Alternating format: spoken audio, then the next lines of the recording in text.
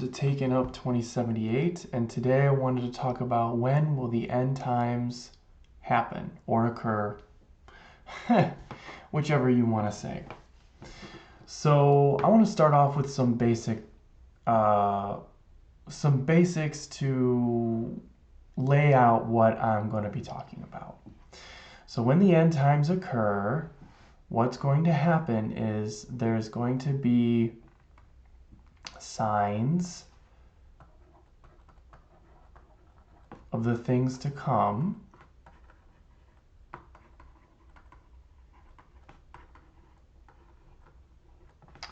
This was told to us by Jesus and the prophets. There will be, as we know, a time of tribulation, so we'll put tribulation.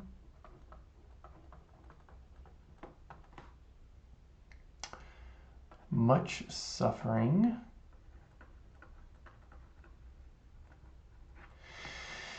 And prophecy will be fulfilled. Prophecy fulfilled. Okay. And there will be new ages. Okay. So 1,000-year reign.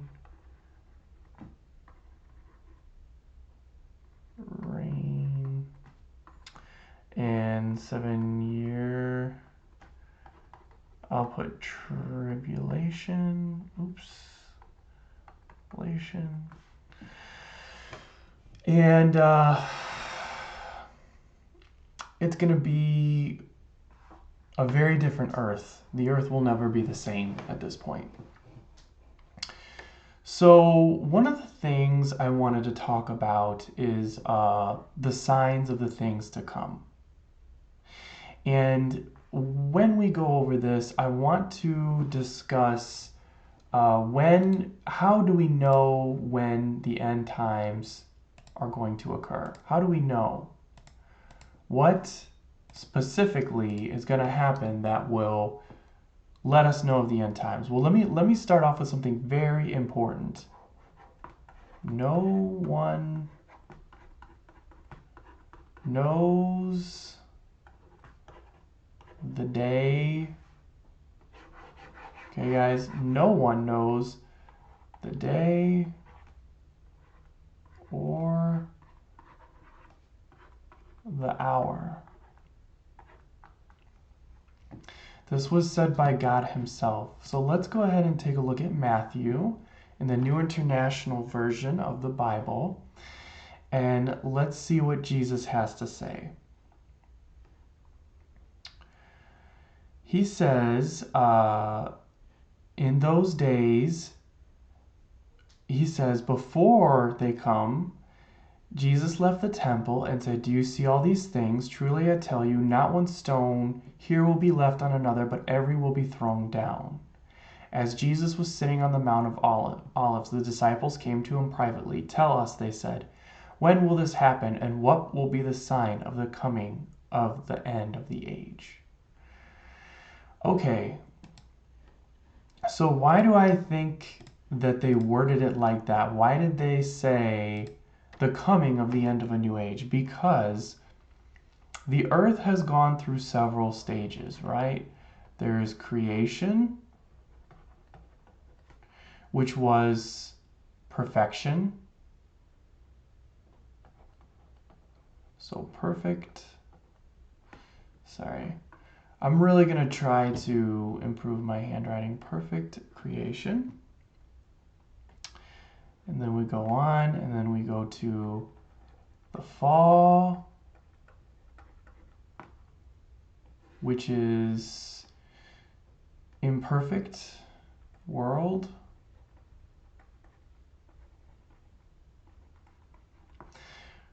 Remember, at this point, people still lived for long periods of time. So people lived forever in this time. People tended to live for 1,000 years or so at this time, but they were going down, and it was kind of de-escalating down to 120 years or so. Then the flood. This was a cleansing of the earth. Cleansing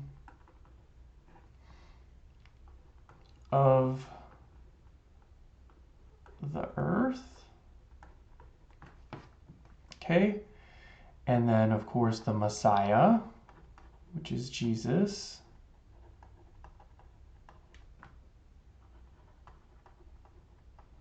Okay, where he, in my opinion, gets the rights back to the earth, or he conquers death and gets the keys to Hades and hell, aka hell.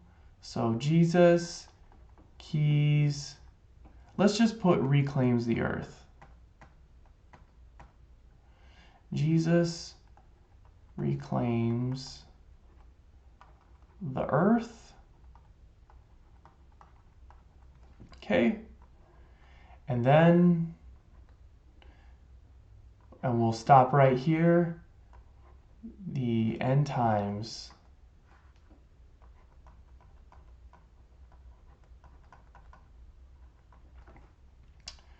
Let's zoom in on this a little bit. There's going to be a lot of judgments during this period. While God was gone and not on earth, we accrued a lot of God's wrath. So there will be judgments.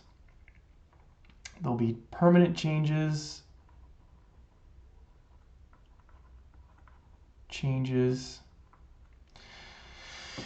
There will be a lot of suffering and death.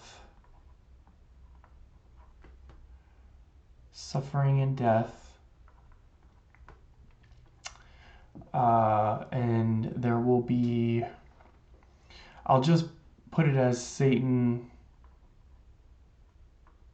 will rule. Okay?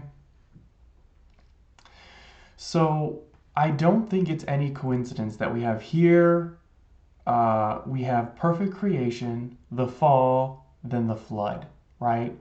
And it's almost like we have this cycle starting all over again. The Messiah reclaims the earth, the end times, and then, I guess I should probably put this in, this will be the new age. The new age, which will have peace, prosperity, and I'll put holiness. I think I spelled that wrong, but that's okay. All right, so we really have these three phases. 1, 2, 3, where we get God's plan,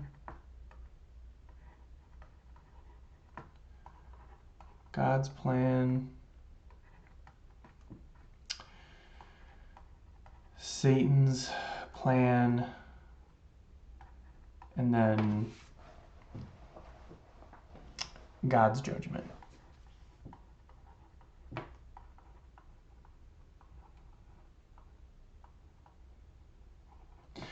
Right?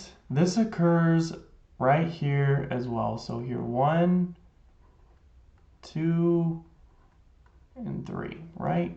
So I'll put 1,000 years. I haven't really gone over the 1,000 years yet, but it's a tough conversation. It's very radical. It's something I will discuss, but in short, it'll be 1,000 years of Jesus reigning the earth physically.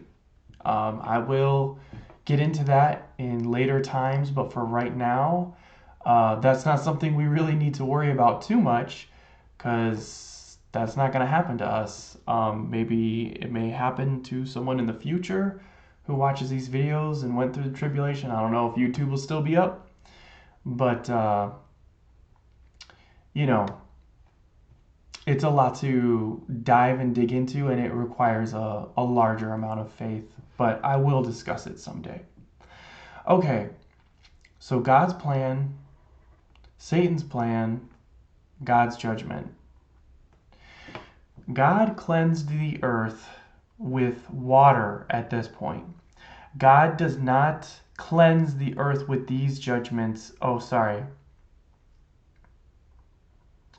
I guess 3 would actually go right here because it's in the end times. So God's judgment occurs, right? It occurs after Satan's plan. And what is Satan going to do? He's going to rebuild the temple.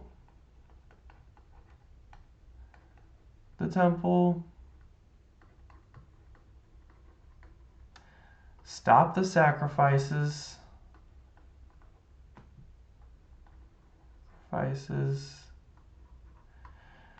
Break the treaty.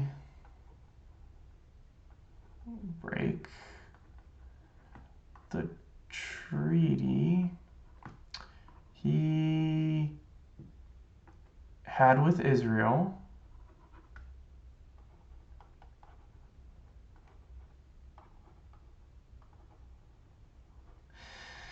And he's going to desecrate, he's going to perform some desecration act. So perform his, I'll just put sick act. We don't know what it is. And then, of course, he'll declare himself God. I'm running out of space. But a lot of the Bible contains patterns. It's very similar to the way nature behaves. There's patterns embedded on patterns, embedded on patterns. And not only that, all these patterns rely on each other. So whenever you're studying the Bible, look for the patterns. Or well, in my opinion, I don't take too many outside influences, though I love to read what other people have thought and said.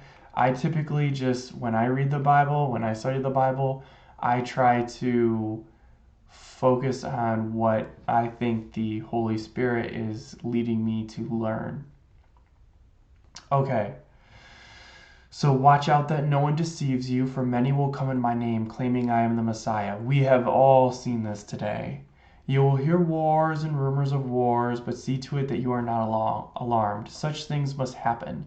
But the end is still to come. Nation will rise against nation and kingdom against kingdom. There will be famines and earthquakes in various places. All these are the beginnings of birth pains. All right, so let's go back to here. Let's make a new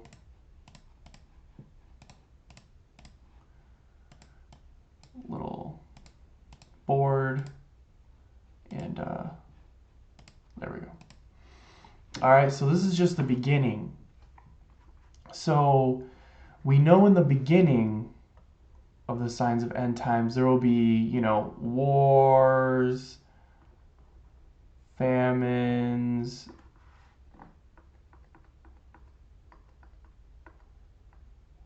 okay, let me try and famines,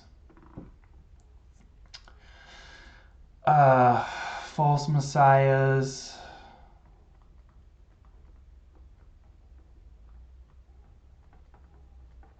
I mean, none of this is really out of the ordinary from what we see today. Earthquakes, this isn't anything that's mind-bending, right? This is very vague.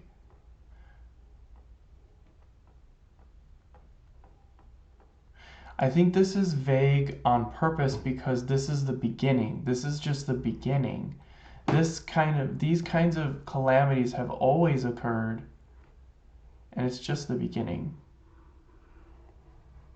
I feel like I should get a new stylus because it's really hard to draw straight with this. All these are the beginnings of birth pains. Then you will be handed over to be persecuted to death, and you will be hated by all nations because of me. And at that time, many will turn away from the faith and will betray and hate each other. And many false prophets will appear and deceive many people. Because of the increase of wickedness, the love of most will go cold. But the one who stands firm to the end will be saved. And this gospel of the kingdom will be preached in the whole world as a testimony to all nations, and then the end will come. So when you see standing in the holy place the abomination that causes desolation, spoken of through the prophet Daniel, let the reader understand. Let them who are in Judea flee to the mountains. Let no one on the housetop go down and take anything out of the house. Let no one in the field go back and get their cloak. How dreadful it will be in those days for pregnant women and nursing mothers. Pray that your flight will not take place on winter day of the Sabbath, for then will be great distress, unequaled from the beginning of the world until now, and never be equaled again. So there's a lot to unpack there, but this is the beginning, and then you know it's really started when this is the beginning of the birth pains. Then you will be handed over and persecuted to death. So many people will turn. Many people will turn and lose their faith. Okay. Lose their faith.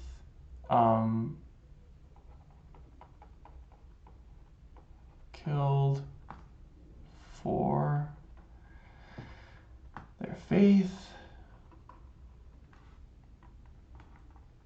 All right. Because of this, because of the increase of wickedness, so the earth will be much more wicked. Wicked earth. Which is just, it's more anarchy, where, those movies you see with world apocalypses where it's everyone for themselves. I think that it won't quite be like that, but it'll be pretty close. I think there will be a patriarchal monarchy, and at the top will be Satan. And, I don't think that it's going to be something you'll be able to see visually. But similar to today, well, I guess not today, but similar to how globalization is starting to occur now, and how nations are starting to become less of a thing, and now there's world organizations,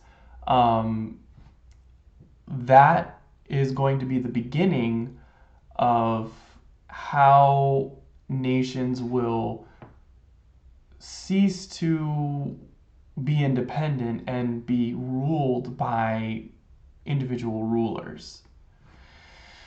So it's going to be so bad. Let no one on the housetop go down and take anything out of the house. Let no one in the field go back to get the... Oh, sorry, I read that.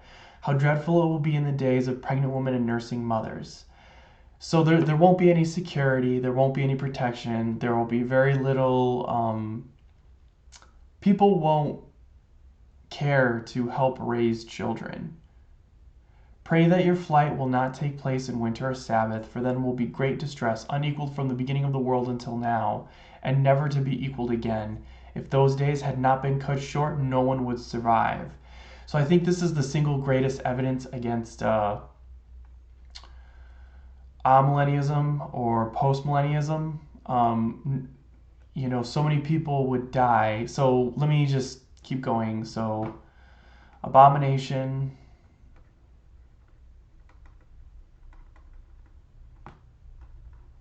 of desolation.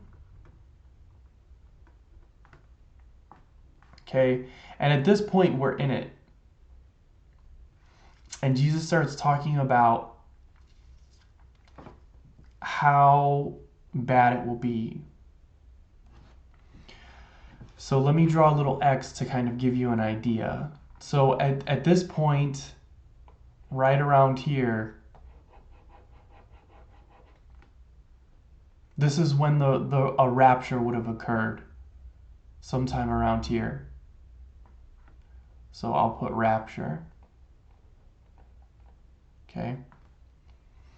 abomination of desolation. And then here we go.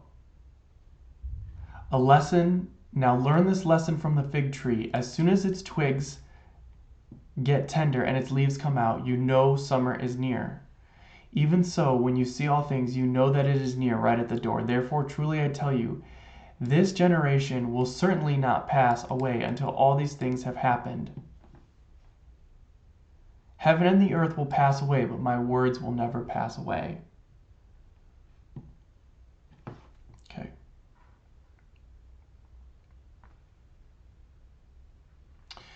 So there's something to unpack here, and people like to say, truly I tell you, this generation will certainly not pass away until all these things have happened.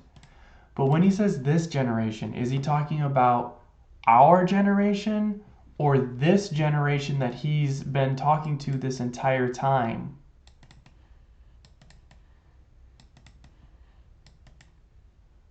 He's not talking about the people he's with, right? I could say something along these lines. I could say, take this for example. I could say, there was a time where cowboys would have cattle and they would herd them with dogs. This group of men were very gnarly and lived off the land. Am I saying the group of men that are within me in this room, or am I referring to the group of men that I was just talking about? Jesus is talking about this group of people. I mean, God does not make things complicated for us. The same way we talk today is the same way he's talking to us. The only things that are complicated for us to understand is the secrets of heaven, which are hidden behind parables. But the way he says it is never unclear. I just want to straighten that out. If you translate the Bible literally and you believe what he says, it is much easier to put it together and to understand what he's saying. There's a lot less decisiveness in your reading and understanding. I know it can be very difficult to believe or understand. How can this be? How can the sun be darkened and the moon not give its light? How can the stars fall from the sky? How can the heavenly bodies be shaken? I don't have answers to all these questions, guys. But what I can do is I can break this down for you into what God has revealed to me. And I can tell you that the sun will be darkened, maybe by pollution. The moon will not give its light. It would be the same thing. I mean, the sky is darkening right now with all the pollution we have. So let's go to this verse right here, because this is the juicy one that gets a lot of people confused. But I should probably dive into this really fast. We actually talked about this in a previous video regarding the judgments of the earth. This is quoting an earlier part of the Bible.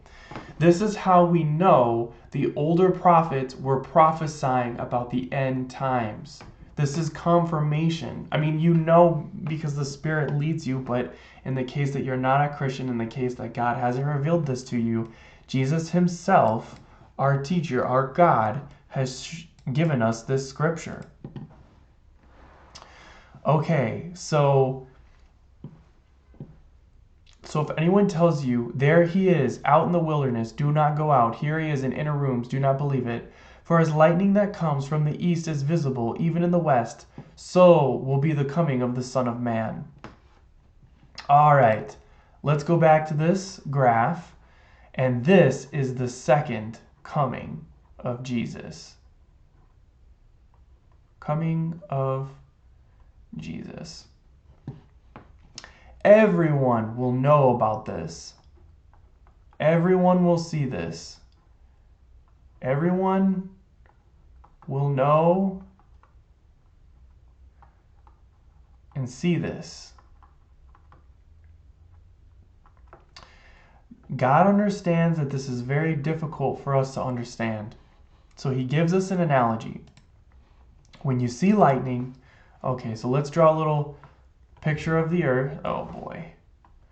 Please excuse my drawings, guys. All right, here's a little Earth right here. Okay. All right, you're on Earth, and there's little lightning that strikes like right there.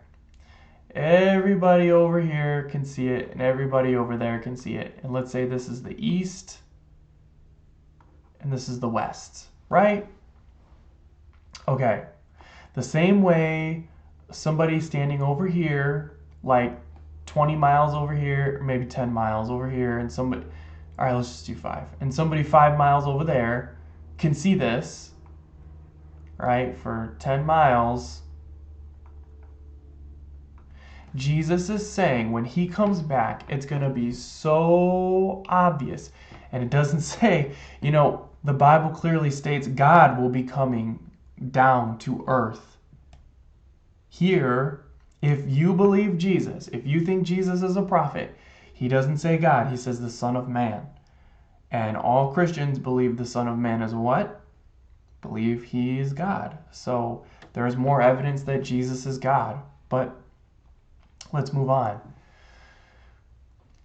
For as lightning comes from the east is visible even in the west, so will be the Son of Man. Okay. Immediately after the distress of those days, this is the distress of those days, then will appear a sign of the Son of Man in heaven. Then all the peoples of the earth, they will mourn when they see the Son of Man coming in a cloud with the power and great glory. He will send his angels with the trumpet call, and they will gather his elect from the four winds, from one end of the heavens to the other.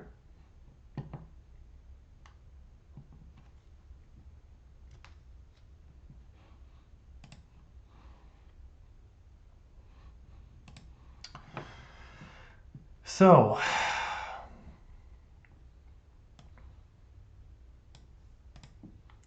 the sign of the Son of Man in heaven. This is when all the people of the earth will mourn because they will see the Son of Man coming with great power and glory.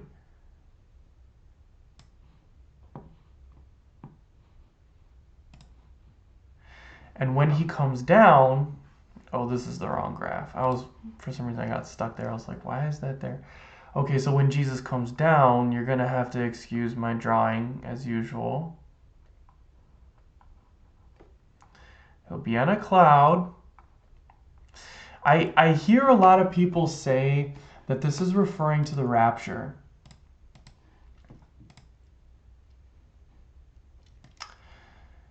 And he will gather his elect from the four winds, from one end of the heaven to other.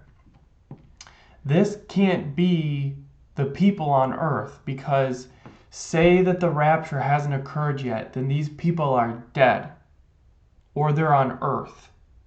This doesn't give us two areas or in heaven. This doesn't give us multiple areas where they come from. All these people that come with them, they are in heaven. So these people have already been raptured. Sorry, let me just fix that. So he's going to have an army with him of the saints, his elect. It's very important when you read the Bible to just have faith. Take it literally and just have faith. I know sometimes things aren't understood. Me personally, I struggled with a lot of things in the Bible.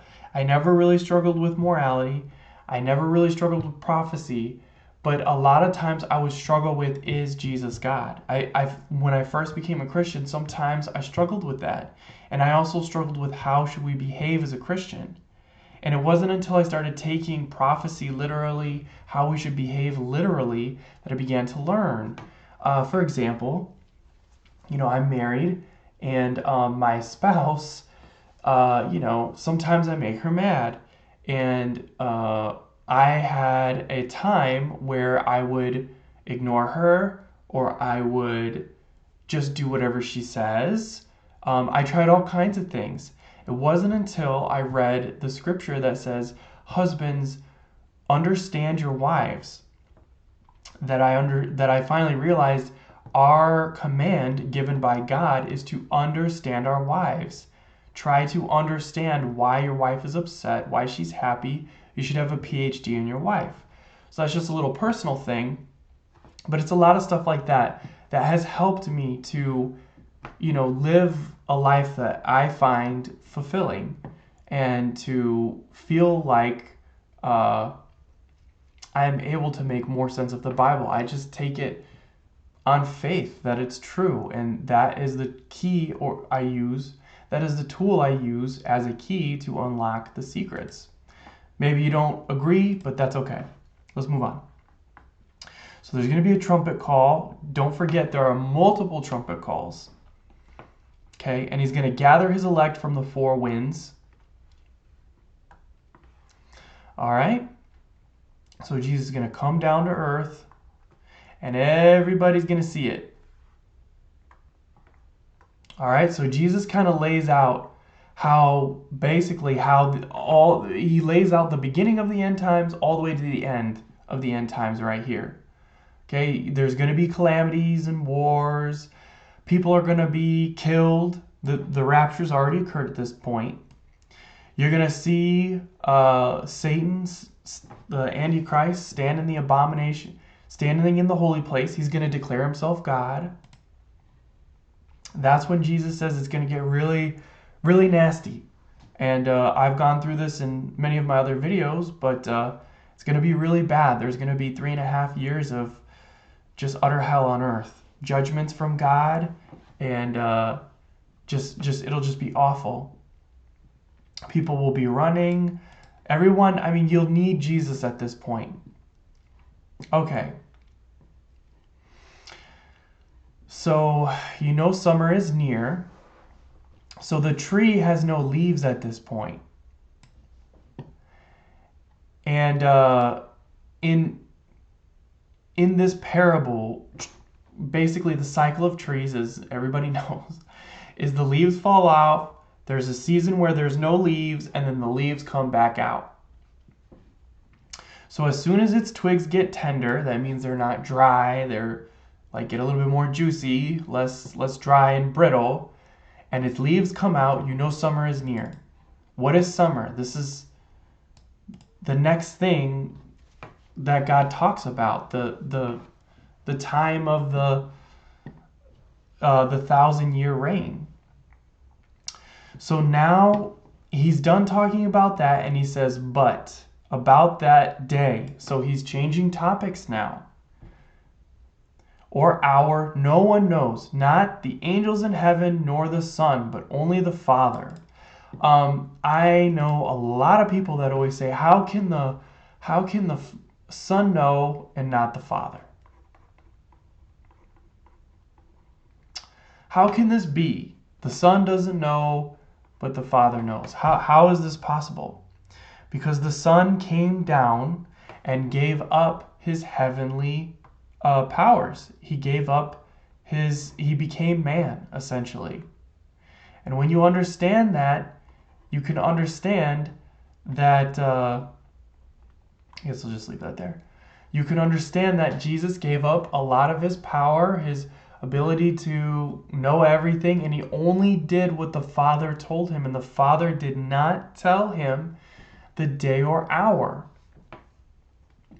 And it does explain why he does that. As it was in the days of Noah, so it will be in the coming of the Son of Man. For in the days of the flood, people were eating and drinking, marrying and giving in marriage, up to the day Noah entered the ark. And they knew nothing about what would happen when the flood came and took them all. Does it remind you of anything?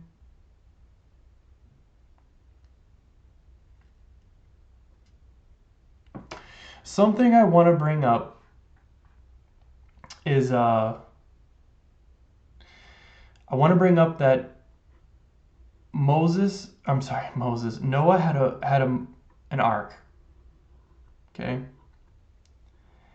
And he was able to save all the animals and his family on this ark.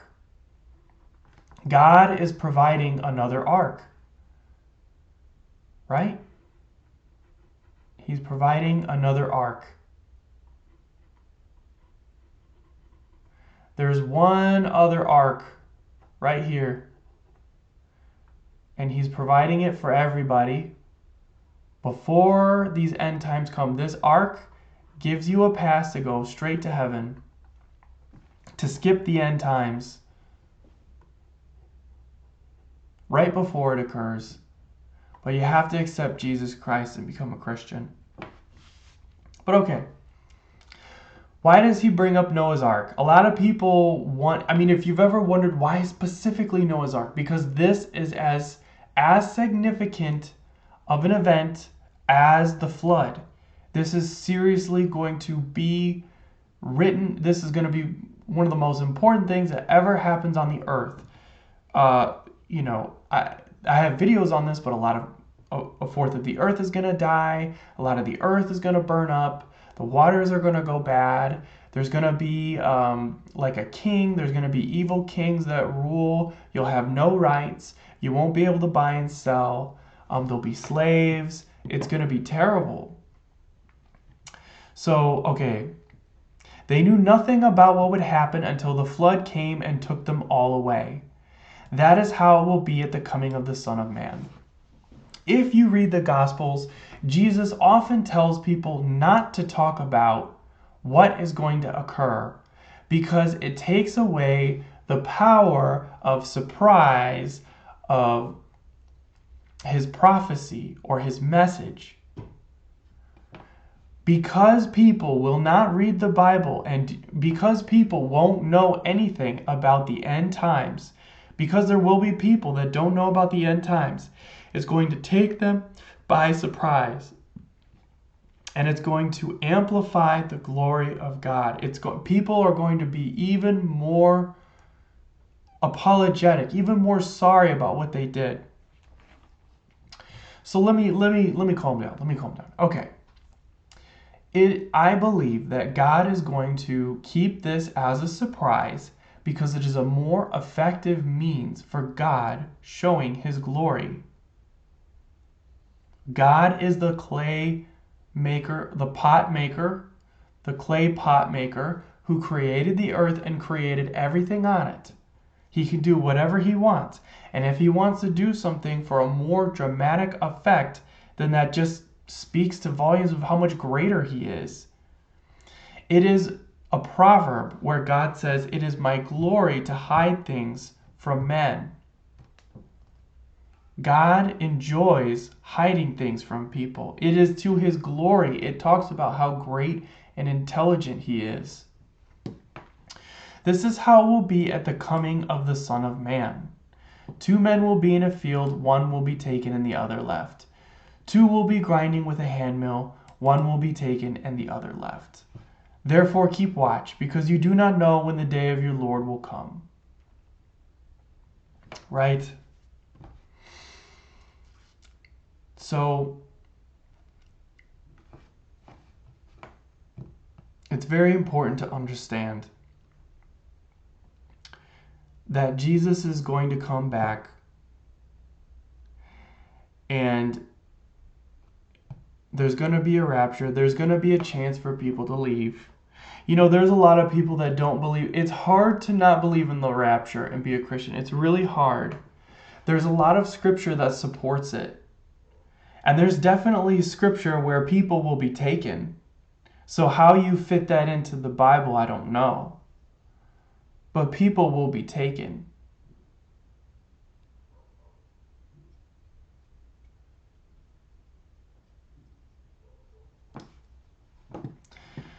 Therefore keep watch, because you do not know the day of the Lord will come. But understand this, if the owner of the house had known what time of night the thief was coming, he would have kept watch and would have not let his house broken into. So you must be ready, because the Son of Man will come in an hour when you do not expect him. Who then is the faithful and wise servant who put his master in charge of the servant in his household to give them their food at the proper time? It will be good for that servant whose master finds him doing so when he returns. This is a true test of someone's character. If you don't know when your master is coming, there's so much more likely to know your true self, your true intentions. who you truly are. My master is staying away, but suppose the servant is, or truly I tell you, he will put him in charge of all his possessions. But suppose that servant is wicked and says to himself, my master is staying away a long time. And then he begins to beat his fellow servants and eat and drink with drunkards. The master of that servant will come home on a day when he does not expect him to, at an hour he is not aware of. He will cut him to pieces and assign him a place with the hypocrites, where there will be weeping and gnashing of teeth. So we go into this, and one thing I want to bring up is a lot of people think that the second coming of Jesus will be when the rapture occurs.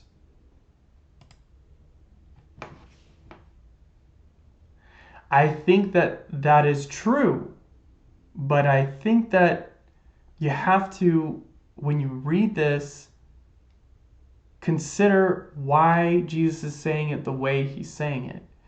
This is how it will be at the coming of the Son of Man. 2 men will be in the field, one will be taken and the other left. 2 women will be grinding with a handmill, one will be taken, the other's left. I don't think people will be working in the field and grinding in the handmill when all the people of the earth will mourn when they see the Son of Man coming in clouds of heaven, right? I think what is being said here is that at the coming, not when the coming, but at the coming. So during the coming of Jesus, either way, this solidifies that the people have to be raptured before Jesus comes. We know that everyone will be gathered in heaven when Jesus comes again. But I do think that what's off-putting is that these are separate paragraphs. It would almost make sense because he finalizes it by saying that is how. When I say that is how, that's typically the end of my paragraph. That is how this will occur. This should really be, in my opinion, tied to this paragraph. Because he's saying 2 women will be grinding with a handmill, one will be taken, the other left. Therefore, what is this therefore referring to? Therefore is a word that refers to the previous statements. Okay?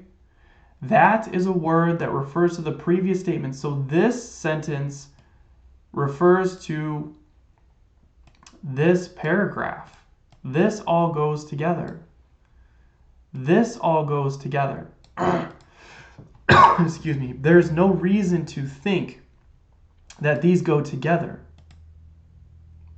Here he's talking about how it will be at the coming of the Son of Man.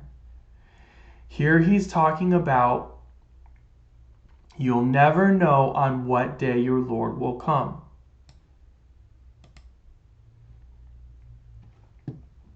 Okay. So let's talk a little bit about when will the end times be? When will they occur? How do we know we're in the end times? Well, I have a very simple answer for you. We don't. We don't know. All we know is Jesus gave a prophecy about Israel becoming a nation again.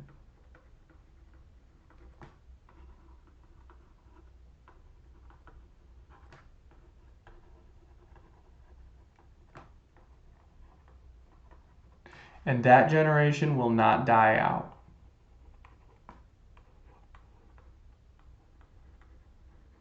Before the end times occur.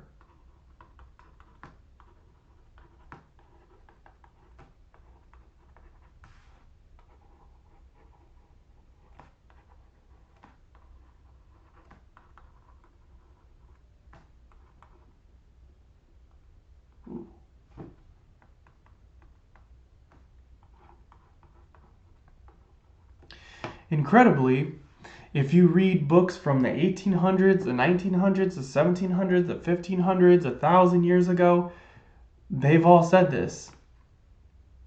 We Christians have always known Israel will become a nation again, and that will be a sign of the end times. But we don't know how long exactly a generation is. We know a generation is somewhere within 120 years, but we don't know when. We don't know exactly a generation means 120 years. I mean, a generation could be like parents to children, so it could be 240 years. Right? We don't know. We know in general it's going to happen within some time around after Israel becoming a nation again. That's probably the most time-specific prophecy we have. So we don't know. Okay? We know it's probably gonna happen sometime soon. We're starting to get the technology to allow for a lot of the prophecies to be fulfilled. Things like everyone in the world being able to see something at once. The Bible being taught to everybody in the world. I mean, the Bible's been translated into hundreds of languages now. Everybody at almost all ends of the earth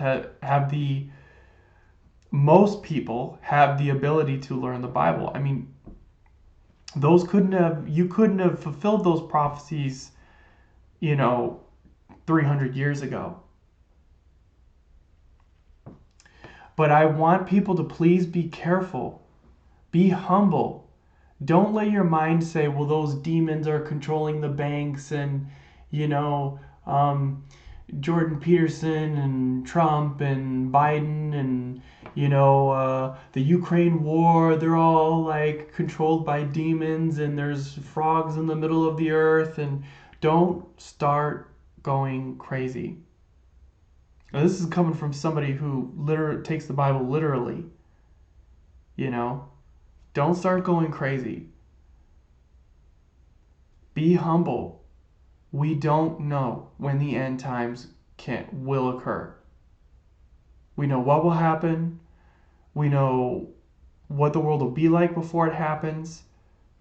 But we don't know the exact day or the hour. Jesus always specifies the day or the hour. He never says the time. We know the time when it occurs, like the general idea, but we don't know the day and hour. So please, please, please, I have several friends and family members who I feel like obsess about this. There's no need. We have full confidence when we go to the throne, right, of God. There is no need for a Christian to worry about this. The only thing you should worry about is preaching the gospel and saving souls. And you're supposed to do that in love. And love is patient, love is kind, love is not rude, love is not proud. There's a lot we don't know about this. We don't know the day or hour. You don't know the secrets of the big corporations and what they're doing and what's going on behind elections and why there's wars. And don't worry about that. Don't worry about the wars and rumors of wars. You're going to hear about that. Be ready for it.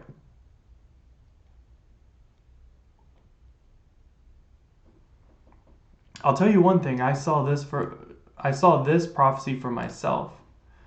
I went to Israel with my wife, and we saw the temple that was destroyed. It's incredible. The stones are huge. If there's any reason to believe the Bible, it is for the prophecies. So a challenge for this week or some homework is try to look for some books. Oh, you know what? Let me write some facts about this. Okay, so this occurred in, I think, 1958, right? Try to find some books from like the 1800s or the early 1900s and see for yourself that they talk about this. Israel will become a nation again. This is so significant because, man, I can't draw a very good Israel, but all the people of Israel were completely scattered throughout the earth. And Israel itself was a wasteland. It was a desert. Nobody lived there. Then World War II happened, and everybody went back. Well, all the Jews went back, and then they formed their own nation. And it's a really nice country. Definitely not the best. There's a lot of conflict there. There's no peace. But I mean, they were. I mean, the places I went to in Jerusalem, the people were nice. They were kind. There was lots of families. There was every day people were singing and dancing in the streets, and like the food was good, and it was an experience. There was a lot of really cool things there that they had going on. A lot of history. But it is an occupied nation again, and there was a time where Israel was a wasteland. It's not the case anymore. And you'll find in books from the 1800s, 1900s, or even earlier that talk about Israel will have to become a nation again. It's a prophecy of the Bible that had to be fulfilled. If you are atheist or anti-Christian and you're trying to disprove Christianity, it's very simple. Find a prophecy that could not possibly be fulfilled. Obviously, don't pick something scientific because, just a few years ago, scientists are always changing their minds, and you can't prove something. Most of the time, you can't prove something is impossible with science. You can prove some things are not possible, but you can't always prove what you choose is impossible. I hope that makes sense.